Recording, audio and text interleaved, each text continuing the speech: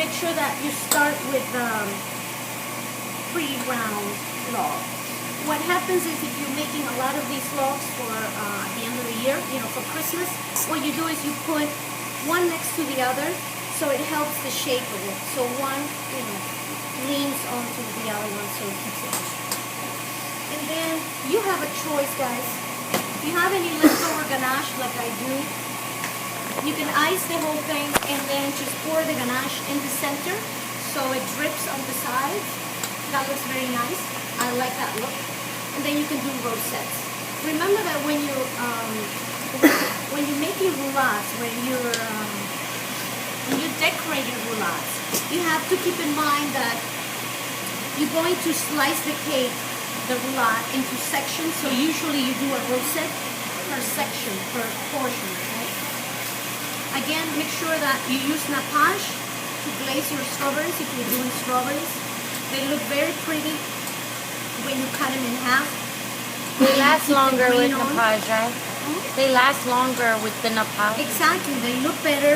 You're basically sealing them, It's just like when you did the fruit tart, You just add it. So, if you were doing bûche de Noël, make sure that you ice the sides really well, so you don't see anything.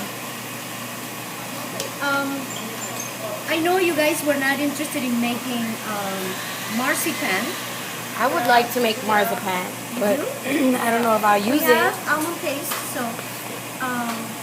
there's one recipe there for marzipan. You could cover the whole log, the whole roulade with marzipan. With the print rollers? You roll it up with the rolling pin. No, it's like a clear roller that has like that has patterns on them, and then you roll it on top of the marzipan. Oh, sure. You can use the texture rolling pin. Yeah. You can. So make sure that you don't forget the size. You can, if you want to, put a little bit of toasted almonds on the side. It looks nice. I think the most appetizing one is the one with strawberries. Inside, and it's light and it's delicious. If you're doing a meringue outside, keep in mind the meringue is extremely sweet. Okay, so don't add too much meringue. I can get the blow torches and then we can blow torch it. So if you want to keep it as smooth as possible,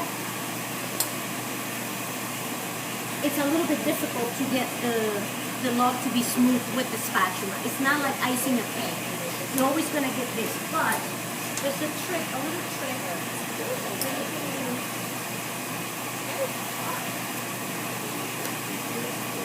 And it works really, really well with whipped cream. So those of you who are doing whipped cream outside, I know the trick.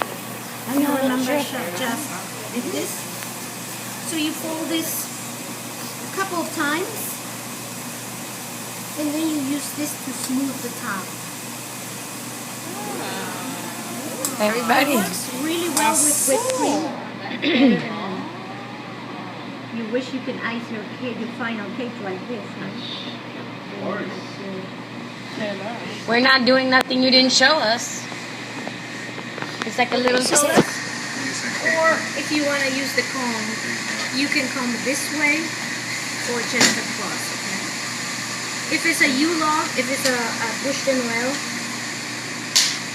you just do it in curves like that, right? So it looks like the branch of a tree or a trunk of a tree. Like this. This one, I'm gonna freeze this one. Guys, until you finish icing the whole log, don't trim the ends. Okay? So trim the ends just right at the end. And usually, you don't usually put icing on the ends because you wanted to see the pattern. That's the beauty of it. Makes it appetizing. However, some people, what they do, and I've seen it, is they make like a disc of chocolate. They type chocolate, like and then they place it here. Because remember that the sides that are exposed to the air, they're going to dry up a little bit more. Right? That's usually, or a piece of paper or a little piece of acetate. or a piece of parchment paper just to protect the sides. But if you're serving this for, for your friends, just keep the ends open so they can see a beautiful ring. Okay? So this one I'm going to freeze.